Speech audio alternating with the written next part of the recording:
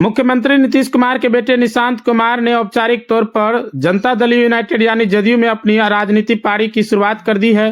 रविवार को निशांत कुमार के जदयू में शामिल होने के बाद से राजनीतिक गलियारों में हलचल तेज हो गई है।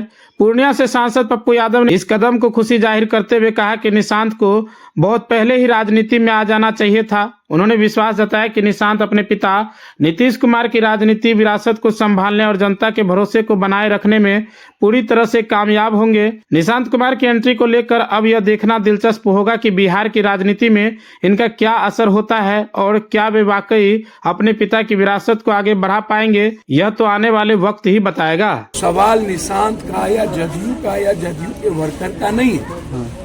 निशांत के आने से एक पार्टी जो बिखराव होती वह अब बिखराव नहीं होगा। अब वो नेतृत्व निशांत के हाथ में यदि जाएगा तो निश्चित एक विश्वास जनता दल वर्कर ही नहीं, जनता दल यू के साथ जो सामाजिक सरोकार और जो समाज के गरीब लोगों का जुड़ा हुआ था, निश्चित रूप से उसको थोड़ी उम्मीद जगेगी।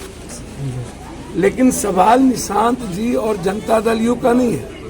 सवाल जब जनता ने मैंडेट नीतीश को दिया तो आप जदयू को बनाने दीजिए सरकार।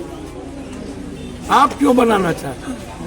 मेरे लिए ये मैटर है और इस मैटर पर मैं अड़ा हूँ। सर कौन हो रहे हैं बिहार से मुख्यमंत्री? सर तो हम कोनो ज्योतिष है नहीं, वही होंगे जिनका कोई पैर पघाव नहीं होगा। बीजेपी किसको बनाती है ये दुनिया जानती है, और यहाँ जब बीजेपी की सरकार बनेगी तो आपको भी पता है वो दिल्ली से चलेगा जी, और उसको अमित भाई चलाएंगे।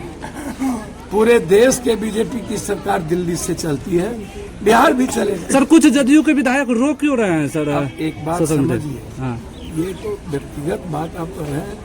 नीतीश जी के प्रति जिनकी निष्ठा है और जिस शालीनता और विनम्रता जी के लिए नीतीश जी जाने जाते हैं, तो स्वाभाविक है जो विश्वास जो रिश्ता नीतीश जी के प्रति है उसके भीतर जब मैं ही कह रहा हूँ कि नीतीश जी व्यक्तिगत रूप से बहुत अच्छे इंसान हैं।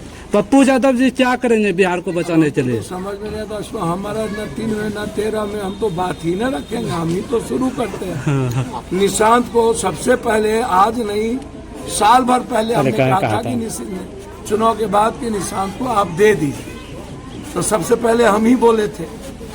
आज भी जो एक अच्छा सुझाव होता है पप्पू यादव वही बात कहता है।